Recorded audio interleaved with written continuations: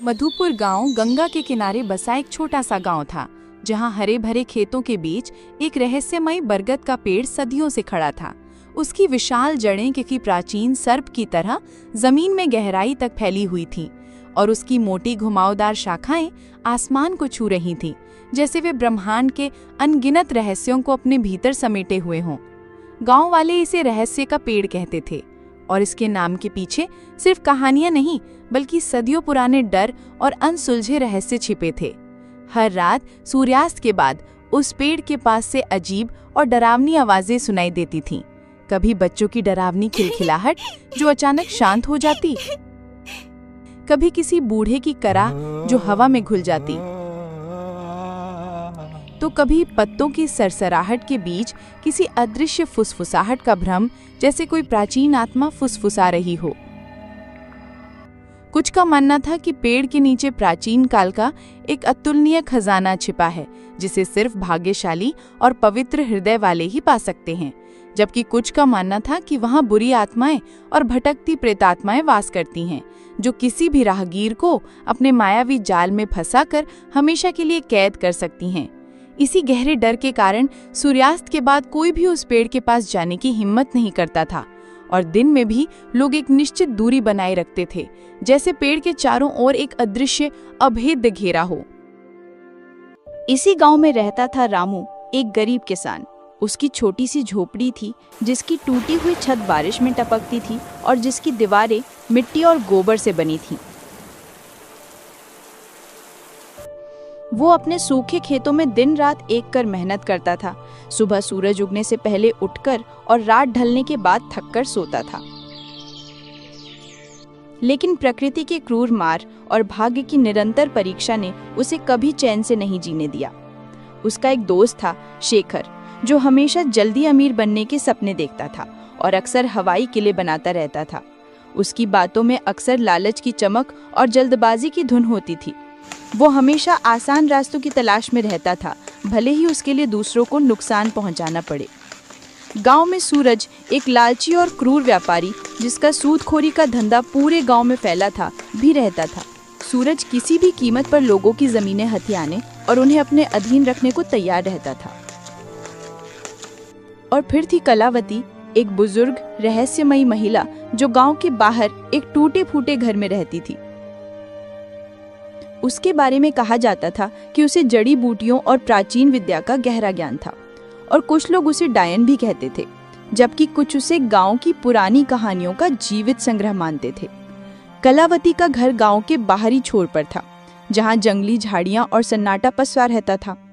लोग उससे डरते भी थे, उसकी रहस्यमयी शक्तियों और उसकी अजीबोगरीब हरकतों के कारण, और जरूरत पड़ने पर उसके पास जाते भी थे अपनी समस्याओं का हल ढूंढने या भविष्य जानने के लिए। रामू की जिंदगी मुश्किलों से भरी थी। लगातार 2 साल से सूखे की चपेट में उसके खेत बंजर हो रहे थे। जमीन सूखकर दरारें पड़ने लगी थीं और वो सूरज का बड़ा कर्ज चुकाने में असमर्थ था। सूरज का कर्ज बढ़ता जा रहा था और उसकी आंखों में रामू की जमीन हथियाने की चमक साफ दिख रही थी, जैसे वो एक भूखा भेड़िया हो जो अपने शिकार का इंतजार कर रहा हो। एक सुबह जब रामू अपने खेत में निराश बैठा था, सूरज अपने कुछ लठैतों के साथ वहां आया। उसकी चाल में घमंड और आंखों में क्रूरता थी, जैसे वो अपने शिकार पर टूट पड़ने को तैयार हो। रामू, कब तक इस बंजर जमीन को सींचेगा? देख रहा हूं तेरी मेहनत भी अब पानी मांग रही है और तेरे हाथ की लकीरें भी सूख गई हैं। इसे मुझे बेच दे, मैं तुझे तेरी औकात से भी ज्यादा पैसे दूंगा, ताकि तू अपनी झोपड़ी तो बचा सके और अपने परिवार को 2 वक्त की रोटी खिला सके। वैसे भी तेरा खेत अब किसी काम का नहीं। सूरज, ये जमीन मेरे बाप दादा की निशानी है। मेरी रगों में उनका खून है और ये जमीन मेरी आत्मा है। ये सिर्फ मिट्टी नहीं, मेरा वजूद है। मैं इसे नहीं बेचूंगा, चाहे कितनी भी मुसीबत आए। मैं अपनी आखिरी सांस तक इसके लिए लड़ूंगा। ठीक है, लेकिन याद रख, गरीबी और भूख तुझे झुकाएगी। जब भूख नाचती है तो ज़मीर भी बिक जाता है और इंसान अपने सिद्धांतों को भी भूल जाता है। वह अपने लठैतों के साथ चला गया, लेकिन उसकी आंखों में एक अजीब सी खतरनाक चमक थी, जैसे उसने कोई बहुत बड़ी गुप्त योजना बना ली हो। रामू जानता था कि सूरज सिर्फ धमकी नहीं दे रहा था, बल्कि वह अपनी बात पर अटल था और कुछ बड़ा करने की फिराक में था।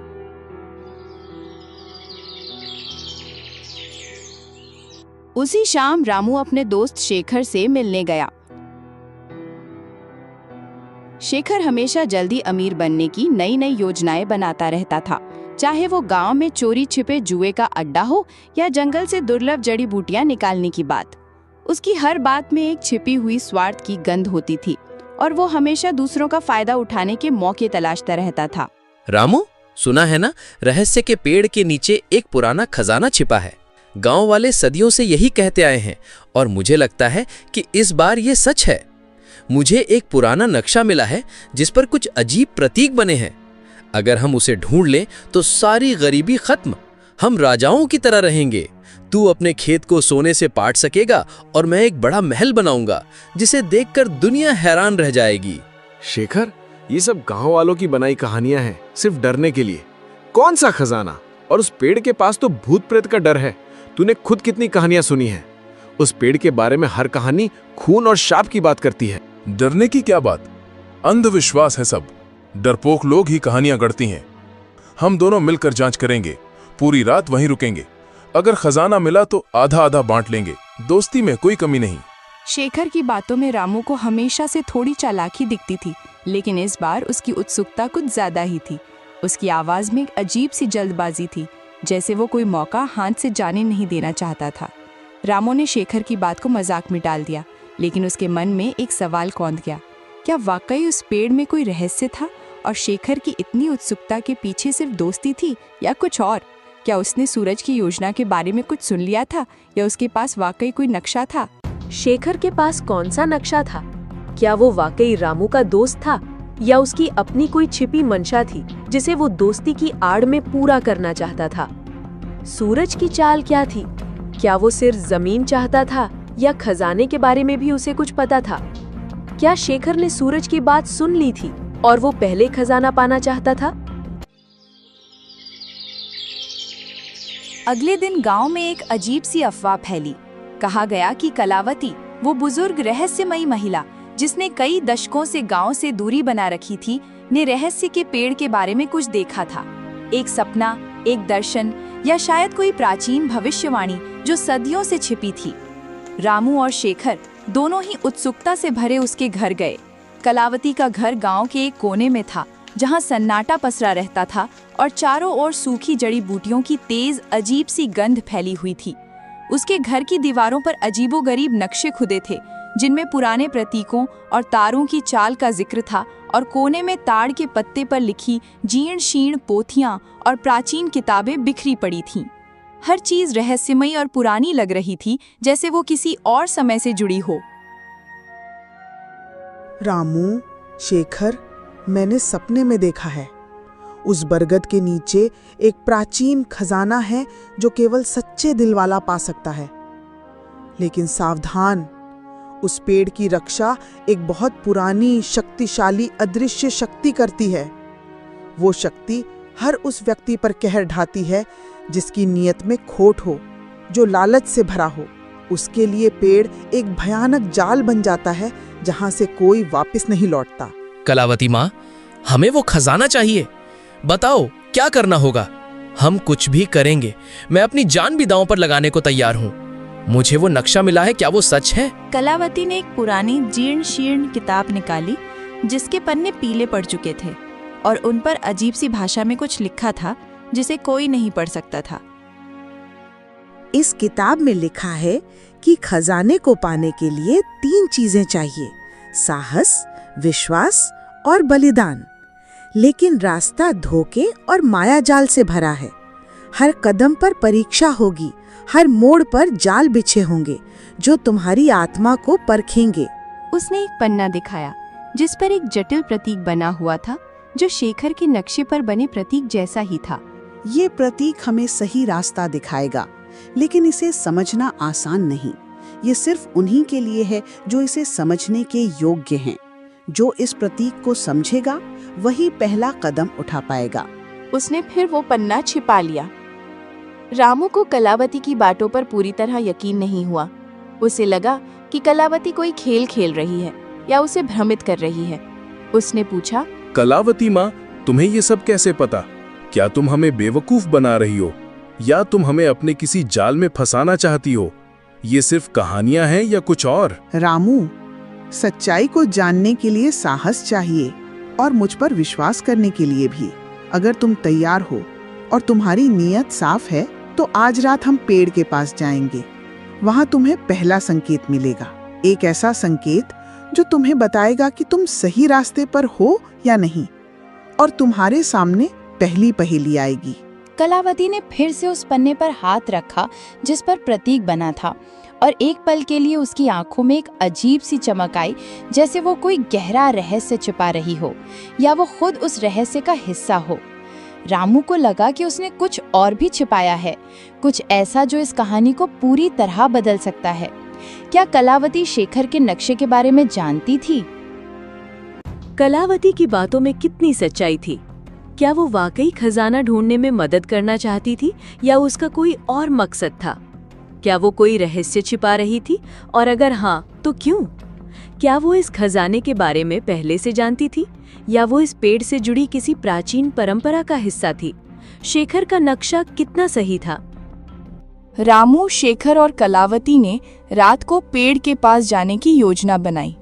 सूरज को इसकी भनक लग गई क्योंकि उसके जासूस पूरे गांव में फैले हुए थे जो उसे हर छोटी बड़ी खबर देते थे। वह चुपके से उनके पीछे चल दिया। उसकी नीयत खजाने पर थी और वह किसी भी कीमत पर उसे हासिल करना चाहता था, भले ही उसे किसी की जान लेनी पड़े। रात के अंधेरे में बरगद का पेड़ पहले से कहीं ज्यादा डरावना लग रहा था। उसकी विशाल जड़ें सांपों की तरह जमीन पर फैली हुई थीं, जो अंधेरे में और भी भयानक दिख रही थीं, और उसकी मोटी शाखाएं आसमान को छू रही थीं, जैसे वे डरावने हाथ हों जो उन्हें अपनी ओर खींच रहे हों या उन्हें फाड़ने को तैयार हों। हवा में साई साई की एक अजीब सी आवाज़ थी, जैसे पेड़ खुद कोई रहस्य फुसफुसा रहा हो या किसी अदृश्य आत्मा की कराह हो, और पेड़ की शाखाएं मानो जीवित होकर हिल रही थीं, जैसे वे उन्हें अंदर आने से रोकना चाहती हों या उन्हें चेतावनी दे रही हों। रामू का दिल जोर जोर से धड़क रहा था। उसे अपनी माँ की सुनाई डरावनी कहानियां याद आ रही थीं, जिनमें पेड़ आत्माओं का घर था और उसकी जड़ें नरक का रास्ता। शेखर, ये जगह ठीक नहीं लग रही। मुझे कुछ अजीब सा महसूस हो रहा है। हमें वापस चलना चाहिए। ये सब मजाक नहीं है। यहाँ कुछ अदृश्य शक्ति है जो हमें अंदर नहीं जाने देगी। अरे अब पीछे नहीं हटना, खजाना हमारे सामने है। सोचा था कि तू बहादुर है रामू, क्या तू इन कहानियों से डर गया? ये सिर्फ हवा की आवाजें हैं। चुप रहो दोनों, हमें किताब के निर्देशों का पालन करना होगा। डरोगे तो खजाना कभी नहीं मिलेगा। ध्यान से देखो, पेड़ तुम्हें बुला रहा है। ये तुम्हें रास्ता दिखाएगा, लेकिन तुम्हें अपनी आत्मा को शुद्ध रखना होगा।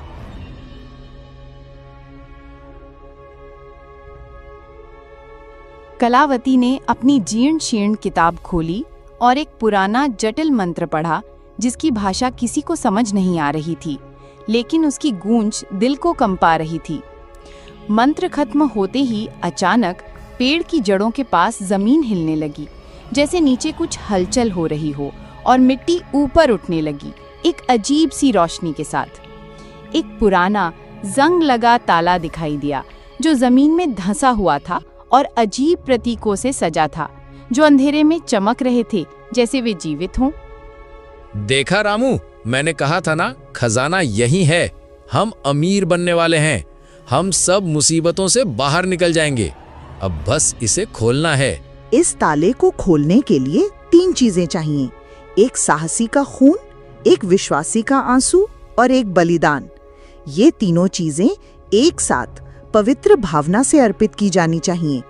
कोई भी लालच या स्वार्थ इसे भंग कर देगा और खजाने के संरक्षक तुम्हें कभी माफ नहीं करेंगे। रामू ने साहस दिखाते हुए अपना हाथ काटा और खून की कुछ बूंदें ताले पर डाली। ताला हल्का सा चमक उठा और उस पर बने प्रतीक तेजी से जलने लगे, जैसे वे आग पकड़ रहे हों। शेखर ने अपनी माँ की याद में आंसू बहाए और ताले पर डाले। आंसू गिरते ही ताले से एक धीमी रहस्यमयी गूंज सुनाई दी, जैसे पेड़ खुद बोल रहा हो या कोई अदृश्य शक्ति जगा हो। लेकिन बलिदान का मतलब क्या था? कलावती ने अभी तक कोई संकेत नहीं दिया था। बलिदान का मतलब है कि तुम में से कोई अपनी सबसे कीमती चीज यहाँ छोड़ देगा। ये त्याग की निशानी होगी जो खजाने के देवता को संतुष्ट करेगी और तुम्हें उसकी कृपा मिलेगी। यह सिर्फ एक वस्तु नहीं, तुम्हारी आत्मा का अंश होगा। रामू ने अपनी माँ की दी हुई एक पुरानी चांदी की अंगूठी निकाली जो उसके लिए सबसे कीमती थी, उसकी माँ की आखिरी याद, और उसने कभी उसे खुद से दूर नहीं किया था। उसने आंखें बंद करके उसे ताले के पास रख दिया। उसके चेहरे पर दर्द और दृढ़ता थी। शेखर ने अपनी जेब से एक पुराना चमचमाता सिक्का निकाला जो उसके दादाजी का था। वो उसे देने में हिचकिचा रहा था, उसके हाथ कांप रहे थे। उसके चेहरे पर लालच साफ दिख रहा था, लेकिन खजाने की भूख ने उसे मजबूर किया। उसने भी उसे रख दिया, लेकिन कलावती ने कुछ नहीं दिया। कलावती माँ, तुमने बलिदान में कुछ क्यों नहीं दिया? तुमने हमें धोखा दिया है। ये कैसा बलिदान है? मेरा बलिदान मेरा समय है जो मैं तुम्हें दे रही हूँ, और मेरा ज्ञान जो मैं तुम्हें इस यात्रा में दे रही हूँ। तुम दोनों ने जो दिया वो तुम्हारे लिए कीमती था, मेरे लिए नहीं। मेरा बलिदान अलग है और तुम इसे अभी नहीं समझोगे। मेरा जीवन ही मेरा बलिदान है। रामू को शक हुआ, लेकिन तभी ताला एक तेज गड़गड़ाहट जैसी आवाज के साथ खुल गया, जैसे सदियों का रहस्य खुल रहा हो, और जमीन भी कांपने लगी। जमीन में एक गहरा अंधेरा गड्ढा दिखाई दिया, जिसमें एक चमकता हुआ पुराना संदूक रखा था। उसकी चमक इतनी तेज थी कि आंखें चौंधिया गईं, और उसमें से एक अजीब सी मीठी सुगंध आ रही थी जो मन को भ्रमित कर सकती थी। कलावती ने बलिदान नहीं दिया, लेकिन ताला खुल गया। क्या उसने मंत्र में कुछ छिपाया था, या उसके ज्ञान का दावा सिर्फ एक बहाना था? क्या वो इन दोनों को सिर्फ मोहरा बना रही थी, या वो इस खजाने से जुड़ी किसी और गुप्त योजना का हिस्सा थी? क्या उसके जीवन का बलिदान ही वो थी, या कोई और गहरा राज था? संदूक में क्या था? क्या ये वाकई खजाना था, या कोई और रहस्य, कोई जाल? क्या सूरज आ रहा था?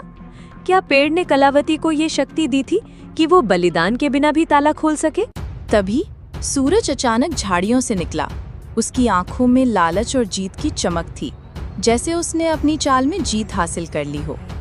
उसके पीछे उसके लठैत भी थे, जो हथियारों से लैस थे। ये खजाना मेरा है। तुम सब बेवकूफ बन गए।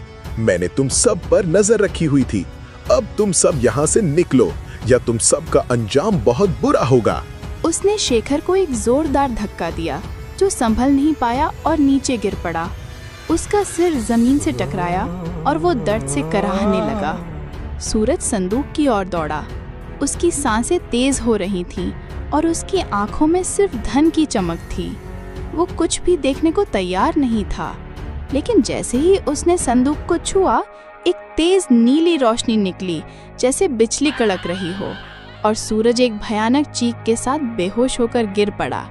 उसका शरीर तेजी से कांपने लगा। उसके लठैत भी डर कर भाग गए। अपनी जान बचाने के लिए उन्होंने अपने हथियार भी वहीं छोड़ दिए।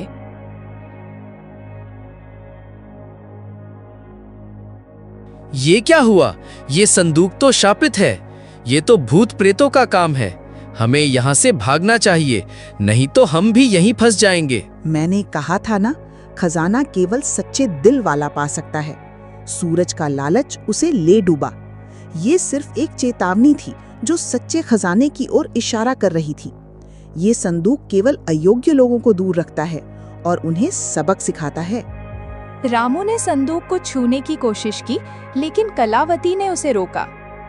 रुको रामू, ये संदूक असली खजाना नहीं है। ये सिर्फ एक रक्षक है जो अयोग्य लोगों को दूर रखता है। असली खजाना पेड़ की जड़ों में और भी गहराई में छिपा है। हमें एक और परीक्षा देनी होगी, एक ऐसी परीक्षा जो तुम्हारी आत्मा की गहराई को परख लेगी और तुम्हें अपने सबसे गहरे डर का सामना करना होगा। सूरज ने चुपके से पीछा किया और खजाने पर कब्जा करने की कोशिश की, लेकिन वह खुद धोखे का शिकार हो गया। यह संदूक सिर्फ एक जाल था, एक परीक्षण जो लालचियों को दूर रखता था और उन्हें एक गहरा सबक सिखाता था। असली खजाना क्या था? कलावती को ये सब कैसे पता था? क्या वो पेड़ की रक्षा करने वाली शक्ति का हिस्सा थी या वो खुद कोई गुप्त ज्ञान रखती थी? अगला परीक्षण क्या था और क्या रामू उसे पास कर पाएगा? क्या उस संदूक में कोई और रहस्य छिपा था? कलावती ने अपनी जीर्ण शीर्ण किताब से एक और मंत्र पढ़ा जो पहले वाले से भी ज्यादा जटिल और पुराना था, और उसकी आवाज में एक अजीब सी गूंज थी।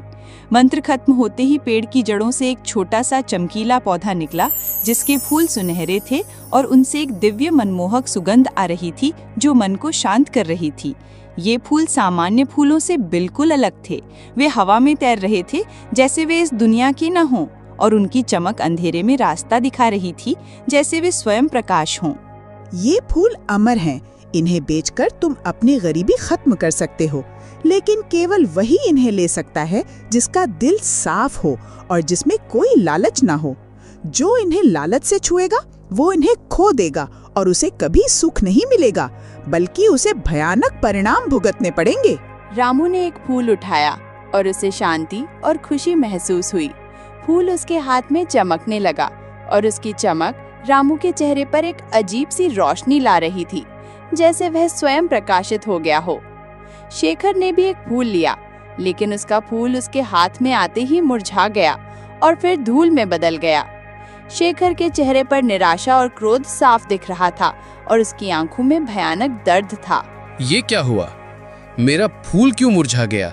कलावती माँ, तूने मुझसे झूठ कहा है। तू हमें बेवकूफ बना रही है। लालच और धोखा तुम्हें कभी सुख नहीं देगा शेखर। ये फूल केवल उन्हीं के लिए हैं जो निस्वार्थ हैं और जिनकी आत्मा शुद्ध है। तुम्हारी आत्मा में लालच भरा है, इसलिए ये फूल तुम्हें स्वीकार नहीं करते, बल्कि तुम्हें अस्वीकार करते हैं। कलावती माँ, तुम्हें ये सब कैसे पता? और तुमने बलिदान क्यों नहीं दिया?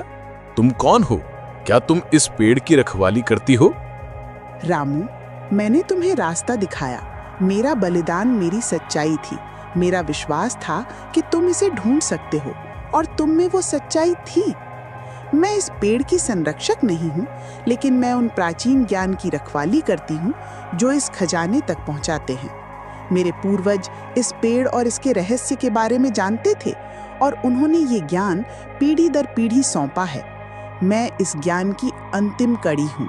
उसकी आंखों में एक चमक थी, जैसे वो कुछ और भी छिपा रही हो, कोई गहरा रहस्य जो रामू अभी नहीं समझ सकता था, लेकिन जिसे जानने का समय आ गया था। कलावती ने असली खजाने का रहस्य पहले ही जान लिया था, लेकिन उसने रामू और शेखर को सिर्फ आधा सच बताया। क्या वो अपनी पहचान छिपा रही थी? क्या वो इस ज्ञान का उपयोग किसी और उद्देश्य के लिए कर रही थी, या वो इस खजाने से जुड़ी किसी और बड़ी शक्ति का हिस्सा थी? क्या वो कोई प्राचीन रहस्यमयी समाज से संबंध रखती थी जिसकी जिम्मेदारी इस खजाने की रक्षा करना थी? शेखर को गुस्सा आ गया। उसने सोचा कि कलावती उसे बेवकूफ बना रही है और वह अकेला ही सारे फूल हड़पना चाहती है। उसने रामू से कहा, रामू, ये कलावती माँ हमें बेवकूफ बना रही है। सारा खजाना वो खुद लेना चाहती है। ये सब उसका नाटक है। हमें यहाँ से भागना चाहिए। शेखर ने कलावती पर हमला करने की कोशिश की। उसकी आंखों में गुस्सा और लालच साफ दिख रहा था। वो तलवार की तरह कलावती की ओर लपका, लेकिन तभी पेड़ की शाखाएं तेजी से हिलने लगी और एक अजीब सी डरावनी आवाज गूंजी, जैसे पेड़ खुद बोल रहा हो या किसी अदृश्य शक्ति ने आवाज दी हो जो शेखर को चेतावनी दे रही थी। शेखर डर के मारे पीछे हट गया। उसका शरीर कांप रहा था और उसके हाथों से तलवार छूट गई, जैसे वो जल रही हो। शेखर, तू मेरा दोस्त है, फिर भी तुझ में इतना लालच है। कलावती माँ सही कह रही है, खजाना सच्चाई का है, लालच का नहीं। तूने मेरी दोस्ती का भी अपमान किया है और अब इस पवित्र स्थान को भी अपवित्र कर रहा है। शेखर ने अपनी गलती मानी, लेकिन उसकी आंखों में लालच अभी भी था, एक ऐसी भूख जो मिटने का नाम नहीं ले रही थी, जैसे वो उसके खून में समा गई हो। उसने चुपके से एक और सुनहरा फूल तोड़ने की कोशिश की, इस बार और तेजी से। उसने सोचा कि कोई उसे देख नहीं रहा। उसने फूल तोड़ लिया और भागने की कोशिश की, लेकिन जैसे ही वो गांव की ओर भागा, फूल उसके हाथ में जलने लगा और फिर राख में बदल गया। एक अजीब सी ऊर्जा ने उसे पीछे धकेला और वो जमीन पर गिर पड़ा। उसके शरीर में भयानक दर्द होने लगा और उसे लगा कि उसकी आत्मा जल रही है। शेखर ने रामू और कलावती को धोखा देने की कोशिश की, लेकिन उसका लालच उसे ले डूबा। पेड़ ने खुद उसे सजा दी, ये दिखाते हुए कि प्रकृति कभी लालच का साथ नहीं देती और उसके नियम बहुत कठोर होते हैं। क्या शेखर फिर से कोई साजिश रचेगा? क्या पेड़ की शक्ति उसे सबक सिखाएगी या उसे हमेशा के लिए बांध लेगी? क्या सूरज के लठैट वापस आएंगे और इस बार उनका क्या इरादा होगा? पेड़ का क्रोध कितना भयानक हो सकता है। जैसे ही शेखर जमीन पर पड़ा था, दर्द से कराह रहा था। सूरज, जो अभी भी बेहोश पड़ा था, धीरे धीरे उठने लगा। उसकी आंखों में बदला लेने की आग थी, जो पहले से कहीं ज्यादा भयंकर थी, और उसके चेहरे पर एक भयानक मुस्कान थी। उसने रामू को देखा, जिसके पास अभी भी चमकीला सुनहरा फूल था, और उसकी आंखों में ईर्ष्या साफ झलक रही थी। तो ये है असली खजाना, मैं इसे नहीं छोड़ूंगा, ये मेरा है, अब कोई मुझे रोक नहीं पाएगा। उसने रामू पर हमला किया। उसके हाथों में पत्थर था, वह रामू को मारना चाहता था, लेकिन इस बार कलावती तेजी से आगे आई। उसकी चाल में एक अजीब सी फुर्ती थी, जैसे वो हवा में तैर रही हो। उसने एक और मंत्र पढ़ा और पेड़ से कुछ विशाल जड़ें निकली, जिन्होंने सूरज को जकड़ लिया, जैसे वे उसे निगलने को तैयार हों, और उसकी चीखें हवा में गूंजने लगी। सूरज चीखने लगा, उसकी आवाज जंगल में गूंजी, लेकिन वह हिल नहीं पा रहा था। लालच तुम्हें हमेशा अंधेरे की ओर ले जाएगा सूरज। ये पेड़ तुम्हें तब तक नहीं छोड़ेगा जब तक तुम अपने पापों का प्रायश्चित नहीं कर लेते और अपनी नीयत साफ नहीं कर लेते। प्रकृति कभी अन्याय का साथ नहीं देती और वो अपने संरक्षकों की रक्षा करती है। रामू ने सूरज को देखा और उसे दया आ गई।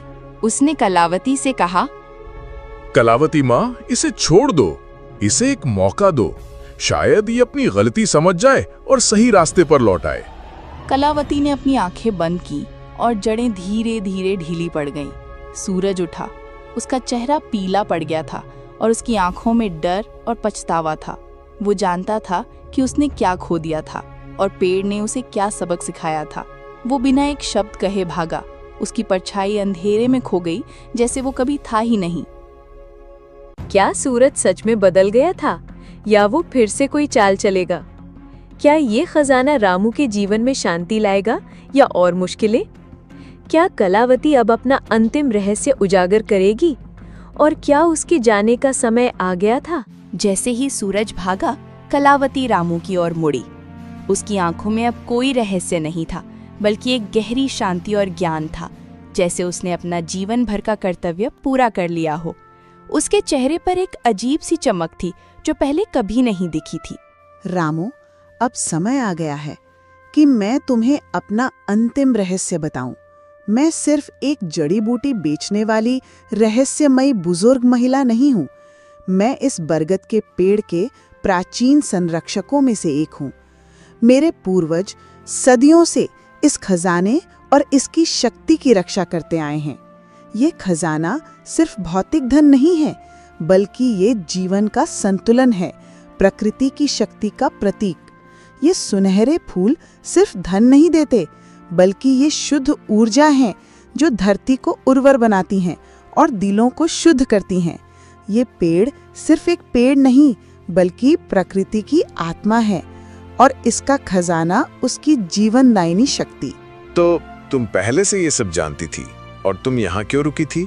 हाँ रामू, मैंने तुम्हें और शेखर को इसलिए लाया क्योंकि मैं जानना चाहती थी कि तुम में से कौन सच्चा है और कौन इस खजाने का हकदार है। शेखर के लालच ने उसे भटका दिया और उसे अपनी गलतियों से सीखना होगा। सूरज की क्रूरता ने उसे दूर कर दिया, लेकिन उसे भी सबक मिल गया। लेकिन तुमने अपनी सच्चाई, दया और निस्वार्थ भाव से खुद को साबित किया। तुम ही इस खजाने के वास्तविक उत्तराधिकारी हो। उसने एक और फूल रामू को दिया। ये फूल अनंत हैं, जब तक इनका उपयोग अच्छे के लिए किया जाएगा। जब तुम इन्हें बेचोगे, तो ये तुम्हारी गरीबी दूर करेंगे, लेकिन इनका असली मूल्य तुम्हारी मेहनत और ईमानदारी से बढ़ेगा और ये तुम्हारी आत्मा को और भी शुद्ध करेंगे। कलावती ने अपनी आंखों में एक अजीब सी चमक के साथ कहा, मेरा बलिदान रामू इस खजाने के रहस्य को इतने सालों तक अपने भीतर छिपाए रखना था। मेरी जिम्मेदारी थी कि मैं सही व्यक्ति को ये रास्ता दिखाऊं और इस प्राचीन ज्ञान को आगे बढ़ाऊं। अब मेरी जिम्मेदारी पूरी हुई। इस पेड़ की शक्ति और इसका ज्ञान अब तुम्हारे साथ रहेगा। कलावती का शरीर धीरे धीरे पारदर्शी होने लगा और फिर वो हवा में घुल गई, जैसे वो कभी वहां थी ही नहीं, या जैसे वो किसी और रोग से आई थी और अब अपनी असली घर लौट रही थी। उसकी आवाज रामू के कानों में गूंजती रही। रामू अकेला रह गया। उसके हाथ में सुनहरे फूल थे और उसके मन में एक गहरा रहस्य और एक नई जिम्मेदारी। उसने महसूस किया कि कलावती सिर्फ एक बुजुर्ग महिला नहीं थी, बल्कि वह प्रकृति का ही एक अंश थी, या कोई प्राचीन आत्मा जो इस खजाने की रक्षा कर रही थी।